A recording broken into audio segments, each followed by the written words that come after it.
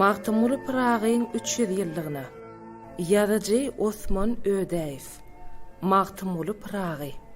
Aşgabat Türkmen Döwlet Neşriýat Gullugy. 2014-nji ýyl. Şahyr wagt tatly iň sirli, iň düşnüksiz, iň akyla sygdyrarlyksyz şoň bilen birlikde-de dünýäde iň hükmrowan gaýbany mahlugy gözüň alyna goýýar. Onu syýnlamaga, sızmaga hatda elläbem görmäge mümkinçilik döredýär. Sebäbi oň özü aşykda wagty görmek ukybyna eýe bolupdyr. Ol göz açyp ýumak salymda bolup geçýän ruhy aňlaýyş özgörmesini edinipdir. Bu dünýäni göçüp bargan göç bildim. Öňün oyun gördüm, soňun puç bildim. Işini bet aňdym, özüm hiç bildim. Tiri gerken ölü bolup galyp men.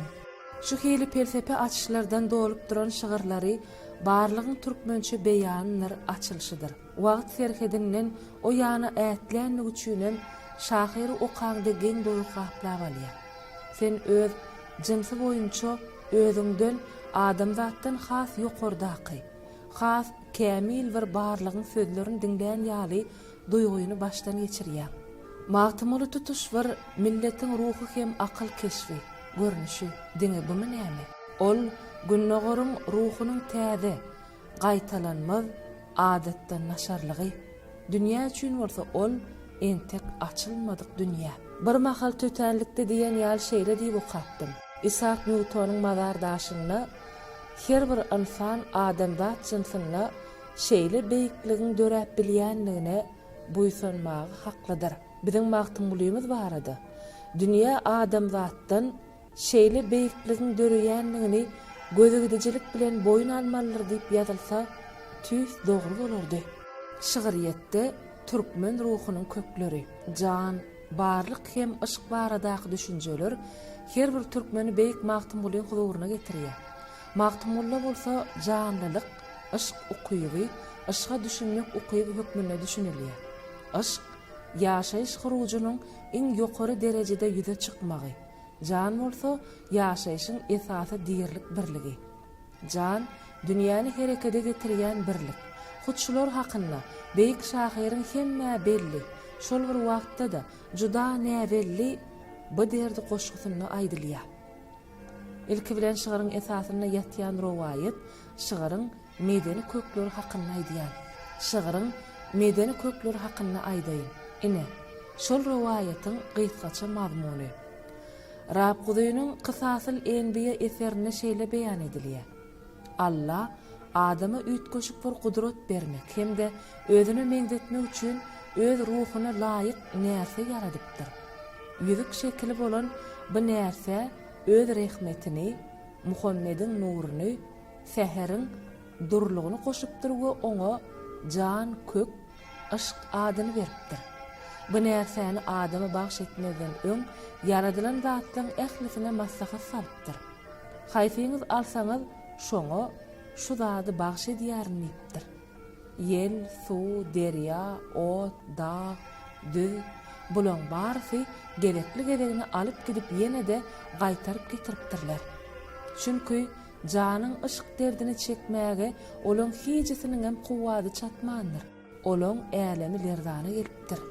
Öz boşlu rowayaty öwürlen bu hadisaň düýbi Gurhandan gaýdýar. Ine ol. Amanat ýüki asmanyň, zeminiň we dagyň boynuna dakjak boldular. Eýmenliler. Ahyry adam ony öz boynuna aldy. Hamala ol sütönkär we nadan ýaly. Gurhandan alnamy bölük bilen Rab Gudaýynyň rowayatyny deňeşdireninde ruhyň ösüşindäki uly öz boşlugy görüp bolýar. İslam medeniýetinde muňa tefsir diýilýär.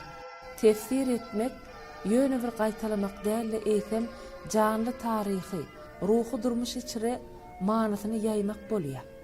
Şol ýaymaklyk üçin asyl tekstiň durkunyna bolmadyk detallar hem pikirler goşulýar. Gurhanaky şeýne görnüşli hakykat Rab Gudaýda gülýa miwe barlygyna eýe bolupdyr.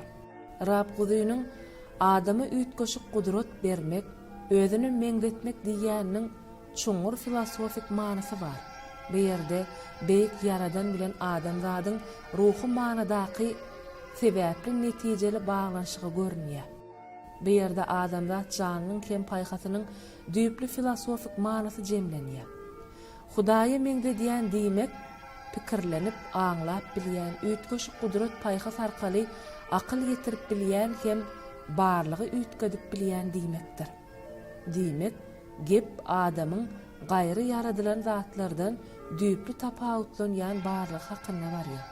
Adama mahsus akyl, dil, köňül, hereket we ruhy sypatlaryň bary şol närseden jandan gelip çykýar. Işık bolsa şol närsäň janyň ýaşaýyş görnüşidir. Şeýlelikde ışık adamzadyň tebigatyň gaýry jansyz we janly birliklerinden tapawutlanýan ähli-umumy ýaşaýyş usullar. Allah Taala adamzady akyl ýetirmek ukybyny beripdir. Şuda oň hem bagty hem betbagtlygydyr. Hem artykmaçlygydyr, hem özgüden öňündäki kemçiligidir.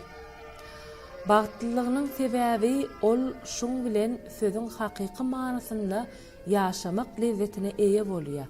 Çünki ol aýdaly janly janlarlardan tapawutlykda diňe ýaşaman eýsem özüniň ýaşaýanlygyny bilýär. Betbagtlylygyň sebäbi ol özüne akyl ýetirýär. Ýagny ol özüniň öljegine de akyl ýetirýär. Lezzet eşret şo wada derde öwürlýär. Hut şoň üçindir megerem Gurhanna amanat yükünü boyuna alan adamzat barada hamala ol sütömkär hem nadan ýaly diýip aýdylýar. Rast aýdylan pikir, beýik pikir. Her bir zat öz gapma garşylygyna öwürlýär. Adamzada ýaşamaga usul hem ferişte beren, onu barça mahlukdan ýokar galdyran akyl oň ýok bolmagyna da sebäp bolup biler. Şeýlelikde bu derde şygyryna goýulýan ışık meselesini şu hili kontekstde seretmeli. Şonu oň bütün çuňurlugym, şahyryň mesele çemeleşiniň aýratyndyklaryň bize aýan bolar. Rabbuda aýtmyşlaýyn janyň guruluşyny Allahyň rahmeti, Muhammediň nury we säheriň durlugy emele getirýär. Bu ýerde alimlere pikirlenere juda düýpli esaslar bar. Bu universal pikirlenme ýa-da hyýaly bir zat däl. Bu ýerde ýaşaýyş fenomenini islamyň garaýşynyň aýratyndygy jemlenýär. Hatda allegoriýada öz içinde süňünni filosofik janryny saklap bilýär. Bir nesil tarapyndan döredilen tymsalyň allegoriýanyň içki janly manysyny inmiki nesil açýar. Ruha akyl ýetirişiň taryhy şundan ibaret. Çünki tymsal bey hakykatyň obrazlaryň umumlaşdyrylmasy. Ol käbirleriň pikir edişi ýaly nähaqy hakykata öwürmek däldir. Howaýylykdan hakykat ýasamagan däldir. Allegoriýa hem tymsal ruhyň doňgoralygyny, howaýylygyny öwürlen hakykatdyr. Allegoriýa hem tymsal ruhyň doňgoralygyny, howaýylygyny öwürlen hakykatdyr. Inniki nesilden wezipesi şol howaýylyk hem doňgoralyk içinde ýatan hakykaty öz zamanynyň, öz paýhasynyň diline terjime etmekdir. Şol terjime esasynda da durmuşa öz gatnaşygyny tapmakdyr. Diňe şu herekede ösüş diýip düşünip bolar. Ösen nesilden ruhy tapynlaryny howaýylyk ýa şoňa meňdeş zat hökmüni durşuny inkar etmek hem ýa-da olaň içki manysyny açmazdan, saçmazdan şol durşuny mehanik kabul etmegem ösüşi aňladyp bilmek. Aýdaly ýanky rowaýat bize ýaşaýyşyň, tebigatyň gelip çykyşyny düşündirmänne de ol bize aslam ruhunyň gelip çykyşyny we ösüşini, oň barlygy gatnaşygynyň aýratynlyklaryny düşündirýär. Rowaýatdan görnüşi ýaly adamda, adamyň guruluşynda metafiziki dünýä, Allahyň rahmeti, fiziki dünýä, säheriň nury hemde olaň aralygyndaky transfiziki dünýä, Muhammediň nury mahsus elementlerden ibaret barlyk getýär. Adam janyna mehr, rahmet, nur hemde durluk mahsusdur. Ýylylygyň, mehriň, ýagtylygyň hem durlugyň nähili fiziki manylary bar. Ýaşaýyş diýmek şu üçüsünün bitöwligi dälmi? Hem-de mundan ruha mahsus bolan nähili alamatlary getirip çykaryp bolar? Can hakynda pikir ýöredilýänine esasy hem filosofik taýdan agranly düşünjeleň biri amanat diýen aňlatmadyr. Arap diline nähili many berýändigini bilemek ýöne türkmen dilinde iki manysy bar. Substansiýal hem alamatlyk manylary bar. Ol janyň özüni aňladýa, janyň baş sypatlarynyň birini, oň wagtlaýynlygyny, amanatlygyny aňladýa. Şu jagaz manylarda türkmeniň ýaşaýyş filosofiýasynyň esasy özüni jemlenipdir. Şeýle dünýä garaýyş hem dünýäni şu hili duýuş Gurhandan gaýdýa. Edil Mahtumulyn bu derde şagyrynyň Gurhandan kök alyp gaýdyşy ýaly. Emma Gurhan bilen Mahtumulyn arasynda bir giden filosofik hem edebi däpler we ýörelgeler ýatyr. Şolar hem şahyryň Gurhana düşünş aýratynlygyny kesgitleýärler. Olardan esasy sufizmdir.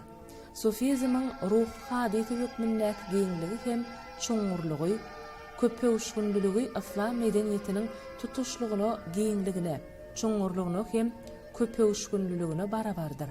Emma ony belli bir nukdaý nazardan aňa sygdyrmak, many kesgitlemesini bermek mümkin. Ýaşaýyşyň şahsiýetliğin ýüze çykyşy nukdaý nazaryndan sufizm muň özü islamyň barlygynyň şahsiýet hükmüni gözüňe getirmesidir. Ilki Muhammediň ruhy şahsiýeti, soňra bolsa beýik wekilleň, Hudaýyň, dostlarynyň, pirleň, erenleň şahsiýeti sufizmiň many aýratynlygyna düzýär.